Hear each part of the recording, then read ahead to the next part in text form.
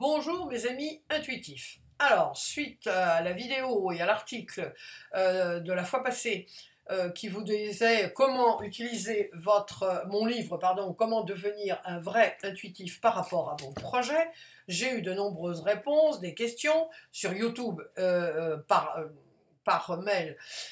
Et surtout, j'ai eu un commentaire qui vraiment, à lui seul, résume à peu près toutes les erreurs à faire, ou plus exactement à ne pas faire, si vous voulez avoir de bonnes réponses de votre intuition, évidemment à travers votre livre. Alors, Hélène, à qui j'ai demandé bien sûr l'autorisation de faire cette vidéo concernant la question qui la concernait, me dit voilà, bref, j'ai posé ma question concernant mon projet de livre. Résultat, image 249 sur les ponts, question complémentaire avec les objets jokers, l'image 439, reformulation de la question, etc., etc.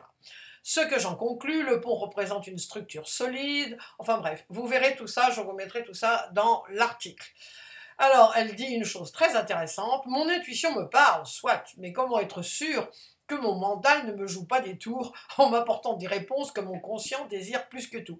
Eh bien, oui, effectivement, là, Hélène, je peux te dire que il y avait quelques petites choses, effectivement, que tu as trouvées grâce à ton intuition, qui, je sais, est très grande, mais le mental était là derrière, et effectivement, il y avait beaucoup de choses qui n'allaient pas.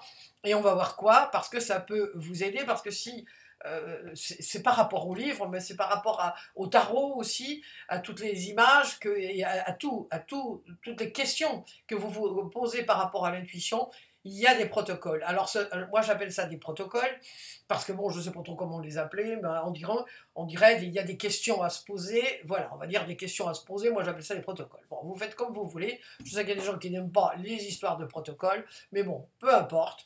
Donc, si vous zappez toute cette partie qui est absolument essentielle, vous allez avoir là, vous êtes absolument sûr d'avoir des réponses de votre mental, et évidemment, ça ira dans le sens que vous souhaitez, ou selon votre état d'esprit, si par exemple vous avez une réponse négative, parce que vous êtes en plein dans du négatif en ce moment.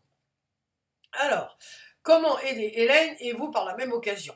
Alors, plusieurs choses qui font que vous n'aurez pas la bonne réponse si vous faites comme Hélène. Reprenons ce qu'elle a écrit. Bref, j'ai posé ma question concernant mon projet de livre. Alors là, maintenant, je vais vous demander de mettre en pause. Et quel est le souci, selon vous? Alors là, vous prenez quelques instants et vous écrivez. Voilà. Donc, on reprend, et voilà le problème, le souci, c'est quelle est la question? Comment l'as-tu formulée, Hélène? J'ai posé ma question concernant mon projet de livre. Ah ouais, d'accord, mon projet, c'est quoi le projet? C'est est-ce qu'il va être édité? Est-ce que je vais l'auto-éditer? Est-ce que je vais déjà l'écrire? Est-ce que le sujet va plaire aux personnes? Vous voyez, c'est vraiment, on est dans le flou le plus absolu. Donc, le plus important, ça c'est pour le tarot, c'est pour toutes les... D'ailleurs c'est pour dans la vie, c'est vous poser les bonnes questions. Alors, je vous mettrai à la fin l'article dans lequel je parle du questionnement Toyota, qui est très important parce que ça nous permet de mettre à jour quelle est la réelle question que nous nous posons. Par exemple, souvent on me pose la question, je voudrais savoir si par exemple, mon divorce va bien se passer, enfin, étant entendu qu'un divorce, c'est jamais une partie de plaisir. Cela dit, la personne veut en réalité savoir si elle va financièrement réussir à s'en sortir une fois qu'elle sera divorcée. Vous voyez? Donc la vraie question, ce n'est pas savoir si le divorce va bien se passer, c'est effectivement savoir si elle va réussir à s'en sortir financièrement. Alors toi, là, Hélène, dans cette, comment dire, dans la question, quelle est la question? Mon projet de livre. C'est vraiment très, très vague, et ça, dès le départ, ça va vous permettre aussi de clarifier vos idées. Parce que parfois, bon, voilà, on veut faire un livre, voilà, bon, moi, ça m'est arrivé, j'ai un projet de livre, puis je me suis rendu compte C'était le livre, c'était juste avant Comment devenir un vrai intuitif. Je voulais faire un livre de développement personnel par rapport, enfin, à d'autres choses, et je me suis rendu compte que non, ce que je voulais faire vraiment, c'était quelque chose par rapport à un livre, par rapport à un livre d'exercice, avec un oracle, par rapport à l'intuition. Alors ça a passé par l'oracle, je n'ai trouvé personne pour me faire mes cartes, et puis finalement, eh bien voilà, le projet au bout d'un an s'est mis en route, enfin au bout de quelques mois d'ailleurs, s'est mis en route, et on a sorti, voilà, comment devenir un vrai intuitif. Donc vous voyez, ça m'a permis, les questions Toyota, ce que j'appelle le questionnaire Toyota, c'est vraiment de clarifier vos idées. Alors toi, Hélène, effectivement, on te dit c'est du flou. Vous devez toujours prendre le temps de bien penser à ce que vous voulez réellement savoir. Quelle est la vraie question? Ici, on nage complètement, et rappelez-vous, à questions confuses, réponses vagues ou sans queue ni tête. Si vous voulez un bon décodage, et après décollage, bon décodage, et ensuite faire une bonne interprétation, eh bien, c'est absolument essentiel que la question soit bien posée, bien formulée. Vous avez dans mes deux livres, dans le premier livre, pour ceux qui ne le connaissent pas, Entrer dans la magie de l'intuition, vous avez un chapitre entier, et ici aussi, dans celui-là, vous avez un chapitre entier sur comment bien poser les questions et l'importance précisément de savoir bien poser vos questions. C'est pas très difficile, une fois que vous avez pris l'habitude, ça vient automatiquement. Alors, donc on continue sur notre amie Hélène. Alors, elle nous dit, ici l'image 240 000, elle dit, j'ai choisi, on revient, alors j'ai choisi image 249 sur les ponts. Alors, or, l'image 249 que tu as choisie, Hélène, représente le projet en lui-même, et l'image 249 sur les ponts, le 249 dans mon livre, ce n'est pas un pont, c'est une porte. Alors, là, je vais vous demander, tu as donc choisi un pont, mais qui dans le livre, l'image 249, est dans la section des portes, et pour accéder à cette porte fermée, il y a un pont-levis qui débouche sur une porte fermée. Ok? Donc là, déjà, il y a eu confusion au moment de, comment dire, ce qui va dans le droit fil de ce que je viens de vous dire par rapport à la question. C'est confus, hein, apparemment il y a une confusion. Vous voyez, vous pouvez d'ores et déjà donner enfin comment dire, voir où sont les problèmes en même temps, parce que ça peut arriver à tout le monde, hein, bien sûr. Mais là, on voit qu'il y a une confusion dans c'est un pont, mais finalement c'est une porte, et en réalité c'est une porte et un pont. Donc, on pourrait peut-être penser d'abord qu'il y a une confusion, ça sans aucun doute, et puis ensuite que voilà, il y a peut-être deux projets, ou il y a quelque chose qui ne va pas par rapport à la formulation, et par rapport peut-être au projet lui-même, il y a quelque chose. Là, comment dire, je vais faire juste après une autre vidéo pour comment mener à bien votre projet, et comment décoder, faire grâce au livre, voire mener jusqu'au bout votre projet. Mais là, c'est important, ça c'était important de faire cette vidéo grâce à Hélène. Merci Hélène, donc, parce que sinon vous allez avoir des petits soucis, et ça ne répondra pas, et vous allez être frustré, et le but n'est pas que vous soyez frustré, mais que vous ayez des réponses. Alors, donc on continue. Donc là, on voit qu'il y a une confusion. Alors, et puis, là, il y a une chose qui est très très importante, donc il y a la formulation. Ensuite, il y a eu comment dire, tu t'en es servi certainement très rapidement, et tu n'as pas fait attention, mais il y a une chose est sûre, suivez les protocoles. C'est vraiment, enfin, je ne voudrais pas dire qu'il est extraordinaire, mon livre, quoique, quand même, hein, mais il est vraiment, je me suis mise vraiment à votre, enfin, moi, les questions que je me pose, et que tout un chacun peut se poser, je vous les ai mises partout. Il y a dans le livre, c'est vraiment, vous êtes guidé pas à pas. Alors, là, quand vous découvrez une image, la première chose à faire, eh bien, c'est ne pas aller tout de suite à l'interprétation. Si vous allez tout de suite à l'interprétation, vous allez vous planter. Ce qu'a fait Hélène. Parce que, effectivement, soyez bien sûr que le mental, il va toujours vous court-circuiter. Ça, c'est sûr. Donc, pour que ne pas être court-circuité par le mental, il y a des questions à se poser, et ça c'est absolument nécessaire. Donc, quand vous, alors vous verrez quelles questions à vous poser quand vous découvrez l'image, voir dans le livre page 134. Alors, entre autres, ça c'est la première chose, que ressentez-vous en découvrant la photo? Qu'est-ce qui vous vient spontanément à l'esprit? Quelles associations d'idées vous pouvez faire, etc., etc. Il y en a tout un tas de questions que vous vous posez. Au début, suivez le bouquin, c'est tout, c'est aussi simple que ça. Et la différence entre le mental et l'intuition, c'est la spontanéité. C'est pour ça que dès que vous découvrez l'image, pouf, allez-y, lancez-vous, dites tout ce qui vous passe par la tête, enregistrez-vous, évidemment, j'ai oublié de vous dire, mais enregistrez-vous, parce que sinon, vous n'allez jamais vous rappeler de tout ce que vous avez dit si vous ne l'enregistrez pas. Après, quand vous l'écouterez, effectivement, et vous le passerez dans votre cahier d'intuition, vous verrez, vous entendrez ce que vous avez dit, réellement ce que vous avez dit. Voilà. Alors, avant de passer à l'interprétation, il est essentiel de passer par la case question à se poser. Moi, j'appelle ça un protocole ou question à se poser, mais c'est absolument nécessaire parce que à tous les coups, je me répète, là, c'est essentiel de radoter, si je puis dire. Hein. Si vous passez directement à l'interprétation, vous allez vous planter. Personnellement, moi, quand je fais, ou encore aujourd'hui, après tant d'années d'exercice de l'intuition, je me pose les questions. Évidemment, ça va très très très vite, hein, mais je décode, je dis ce que je ressens, etc., etc. Et parce que parfois, là, vous voyez, il y avait un piège. Ce n'est pas par hasard que notre ami a dit j'ai choisi les ponts et finalement c'était une porte, qui en même temps est un pont. Donc son intuition lui a donné une indication. Hein. Là c'est un pont-levis, donc on monte. Alors le pont-levis est ouvert, mais il débouche sur une porte fermée. Hein. Alors Hélène, là, moi, après je vais vous dire, mettez sur pause et vous allez dire ce que vous inspire cette image 249. Hein. Tout ce qui vous passe par la tête par rapport à ça, vous personnellement. Alors d'accord, on reprend donc l'image 249 et, comme dirait notre ami Jules Intuito, ce que m'inspire cette photo, malgré la question que je ne connais pas. Alors, on est dans probablement un château fort, médiéval, hein, parce que les ponts-levis, c'était au Moyen-Âge, hein, c'est une des marques du Moyen-Âge. Alors moi, ce que je trouve, alors évidemment, la construction, on voit, est très solide, ça date je ne sais, de siècles et de siècles.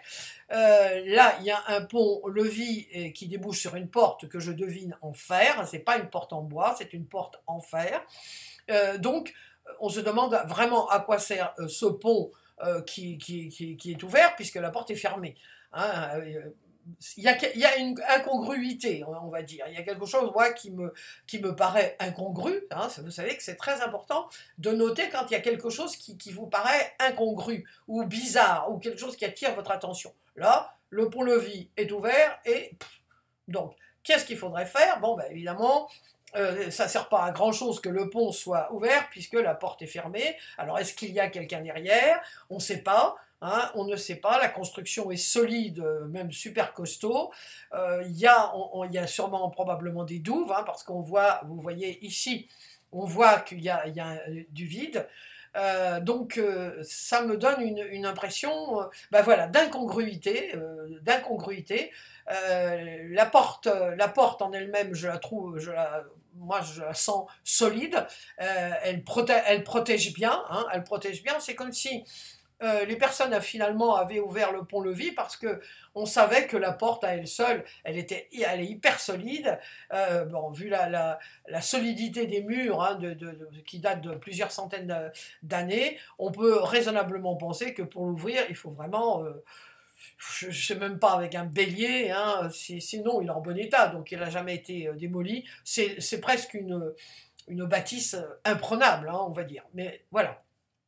Donc, il y a un pont, puis il atterrit sur quelque chose qui est bloqué. Donc, il y a quelque chose il faudrait ouvrir, il faut peut-être dire qui on est, il faut peut-être dire de quoi il s'agit, mais de l'autre côté, on sent il y a personne. Et puis, comme on sent que les murs sont très hauts, bah, ça ne doit pas être facile. Il n'y a pas de sonnette, hein, bien sûr. Donc, c'est pas facile de comment dire, d'entrer en communication avec les gens qui habitent ou les gens qui pourraient éventuellement nous ouvrir la porte. Puis là, ici, vous voyez, il y a une autre incongruité, hein, puisque c'est une image qui date, enfin, le château date du Moyen-Âge, mais là, ici, c'est l'interdiction de stationner. Donc, il y a quelque chose qui cloche hein, dans voilà, c'est interdit de stationner, mais on peut pas stationner, de toute façon, on ne peut pas rentrer. Alors, il n'y a pas les indications, vous voyez non plus d'horaire, donc c'est vraiment lourd. Il y a des choses à... Certainement, hein, la porte elle nous protège aussi, elle protège vraiment ceux qui sont à l'intérieur, hein, sans aucun doute. Bon, alors, moi, je ne sais pas ce que vous avez mis. Donc, toi, Hélène, par rapport à la question que tu as posée, voilà, moi, c'est ce que ça m'inspire. Alors, là, vous allez le voir, on va le voir dans la vidéo suivante, mais je vous le dis d'ores et déjà, décoder au fur et à mesure les images, hein, parce que sinon, vous allez vous perdre. Donc, vous posez la question, et ensuite, là, on va le dire aussi, la question complémentaire avec les objets jokers. C'est important de faire une question, puis après l'autre, hein, et puis seulement à la fin, faire la synthèse. Alors, question complémentaire avec les objets jokers qui me font choisir l'image 439, c'est un arrosoir. Il y a, pardon, un souci ici, lequel vous mettez sur pause et voilà, vous dites, quel est le souci? Voilà, quel est le souci? Bon. Alors, le souci, bah, c'est toujours la même chose, hein, c'est de quoi s'agit-il? Hein, l'arrosoir, là, c'est un arrosoir. Bah, que représente pour toi l'arrosoir, Hélène? Alors, vous allez dans le livre, page 136, les questions à se poser. Là, j'ai oublié une parenthèse, et eh bien, je la mets en temps réel. Par exemple, à quoi sert cet objet? Que m'inspire-t-il? Qu'est-ce qui me vient à l'idée en le découvrant? Est-ce que je ressens? Et Hélène dit, reformulation de ma question. Donc, vous voyez, là, c'est encore le même problème. Hélène est allée directement à l'interprétation, qu'on a vu au début et que je vais vous remonter à la fin. Donc, que représente l'arrosoir? Sinon, vous n'aurez pas, je veux dire, c'est comment dire, voilà, vous zappez absolument tout, et donc là, à tous les coups, c'est le mental qui va prendre le relais, ça sans aucun doute. Une fois que vous avez tout vu, qu'elle a tout vu, l'arrosoir, maintenant le véhicule, hein, on continue avec le même souci. D'abord, alors, les objets jokers, vous pouvez vous servir des objets jokers de deux façons. Ou vous vous en servez en joker, mais alors il faut dire, vous pouvez vous servir du joker à partir de n'importe quelle question. N'employez pas plus de 2 jokers, enfin normalement c'est suffisant, parce que sinon vous allez toujours compter sur un joker pour vous éclairer, etc. etc. Alors qu'une seule image répond parfaitement, même dans le tarot, je le dis aussi pour le tarot, c'est pareil, une image répond parfaitement à votre question. Donc habituez-vous enfin dans la mesure du possible, sauf vraiment si vous avez besoin d'un éclairage, vous prenez un objet joker. Mais vous pouvez vous servir des objets pour répondre à une question sans que ce soit un joker, bien sûr. Ça peut être en indépendant. Et là, pareil, Hélène dit, reformulation de ma question en utilisant les véhicules. De quelle question s'agit-il? Comment a-t-elle été reformulée? Est-ce un joker? Si oui, c'était pour savoir quoi, Hélène? Parce que là, tu dis reformulation. Si c'est un joker, c'est une aide. Alors, en quoi tu as reformulé? Mais si tu l'as reformulé, c'est plus un joker. J'espère que là, je suis bien clair. C'est un joker. Il nous aide pour clarifier quelque chose qui n'est pas clair pour nous. Ou sinon, on s'en sert tout simplement. Je me sers des objets j'en sais rien, pour avoir plus d'explications ou pour une toute autre question qui surgit, sans que ce soit pour vous aider. Généralement, moi je l'ai faite pour aider, mais il y a des gens qui s'en servent tout simplement pour, voilà, pour l'objet, de quel objet j'aurais besoin pour effectivement assurer, j'en sais rien, on va dire pour concrétiser ce projet par exemple, ou de quel objet je dois avoir pour mener à bien ma relation, enfin peu importe.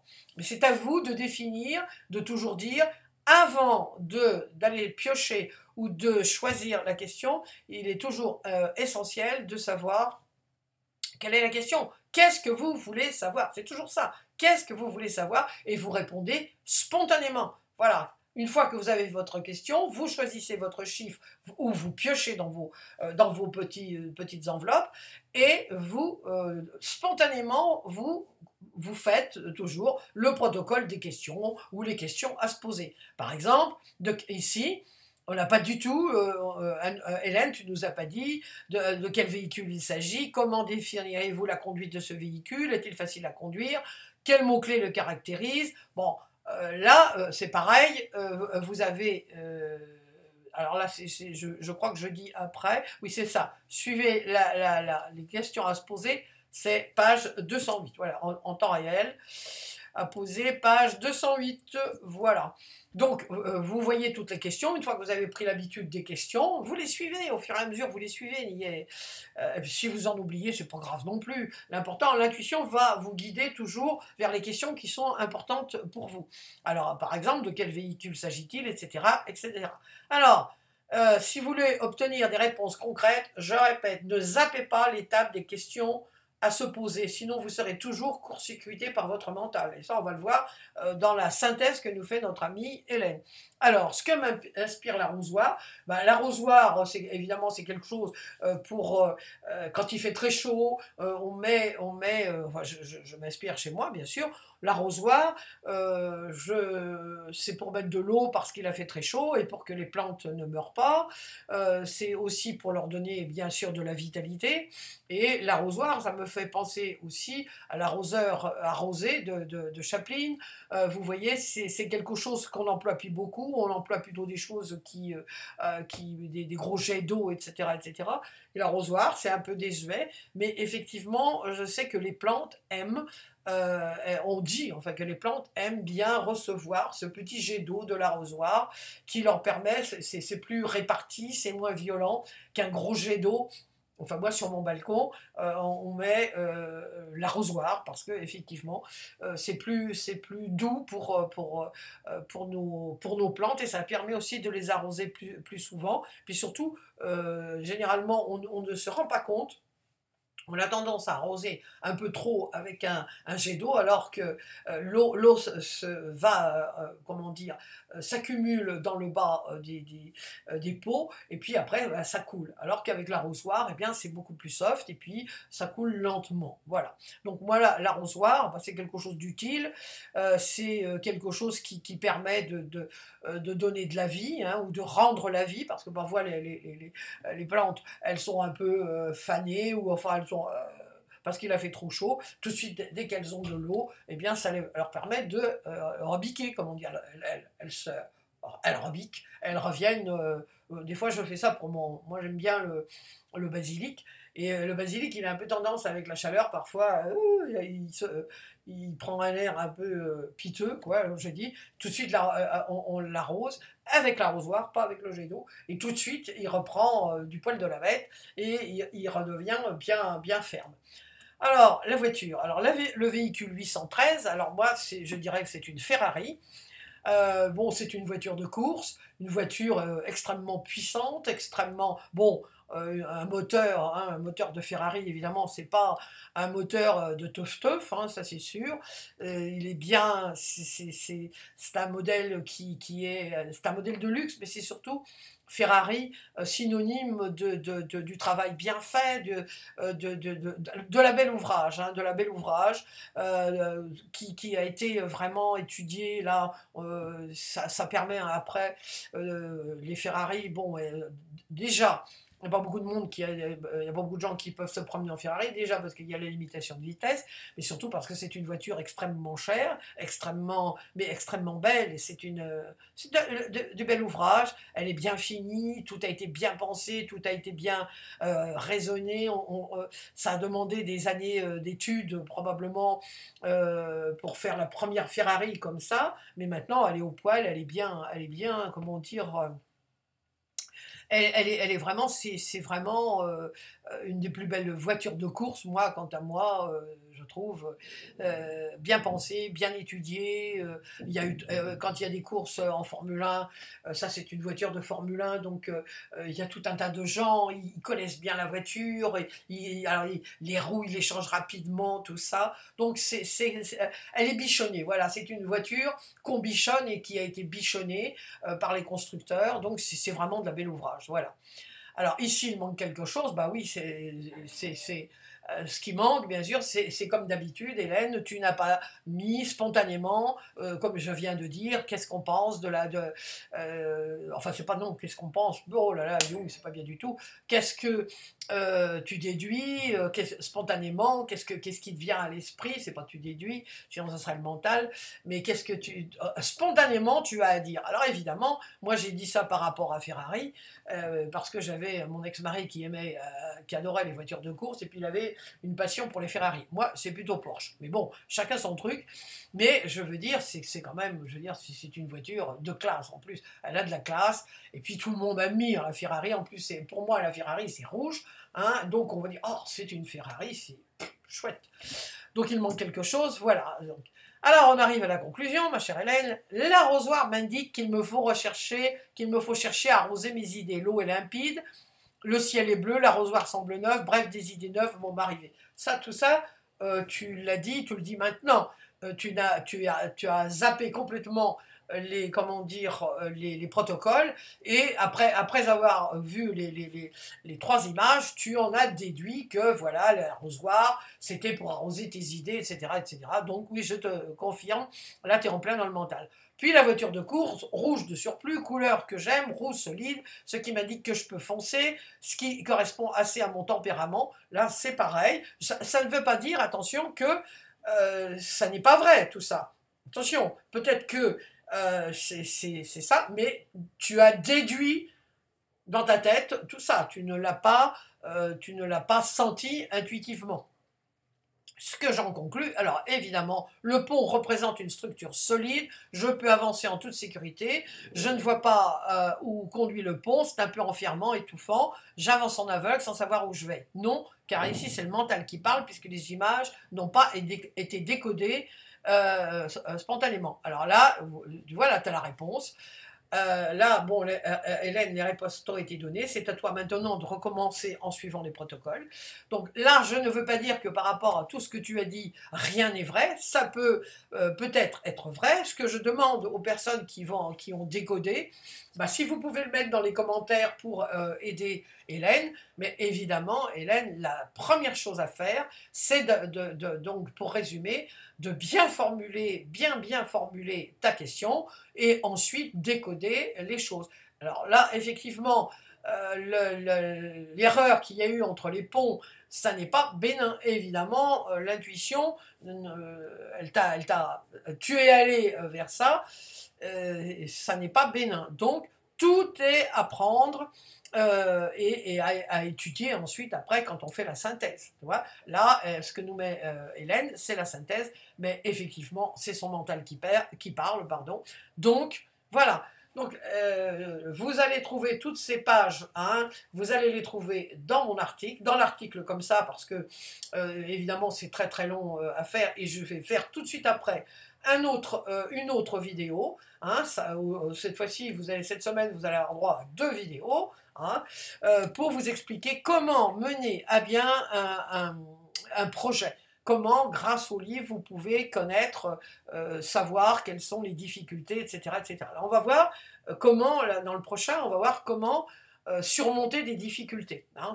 Ça sera la vidéo plus en détail, on va voir ça, et puis dans une autre vidéo, on verra autre chose précisément, parce que les projets, Alors les projets, on m'a demandé, mais quel projet? Alors ça peut être un projet, par exemple, vous pensez monter votre société, vous pensez changer de travail, ça peut être un projet, vous pensez aller vous installer, moi j'en sais rien, Shanghai, non, en ce moment c'est pas le pays, mais j'en sais rien, vous pouvez penser aller vous installer, j'en sais rien, dans la Creuse, en France, abandonner votre travail et aller dans la Creuse, ou, comme beaucoup de Français, après le confinement, vous souhaitez aller vendre votre appartement sur Paris ou en région parisienne et aller vous installer dans la Creuse, en Bretagne, j'en sais rien, ou en Ariège, hein, comme notre amie Hélène. Voilà, donc c'est un projet, mais c'est aussi un projet. J'ai le projet, par exemple, de devenir psychothérapeute, ou relationnel, comment va mon projet avec... C'est un projet relationnel. Si vous voulez, vous avez l'intention de vous marier avec Paul ou Cunégonde, comme je dis, c'est un projet de vie, c'est aussi un projet de vie. Donc le projet, pourquoi j'attache autant, je mets autant de temps à tout vous expliquer, parce que effectivement c'est quelque chose qui nous occupe tout le temps. On a, heureusement, enfin j'espère pour vous, vous avez des projets. Donc rendez-vous dans la prochaine vidéo. Merci Hélène et à très très bientôt.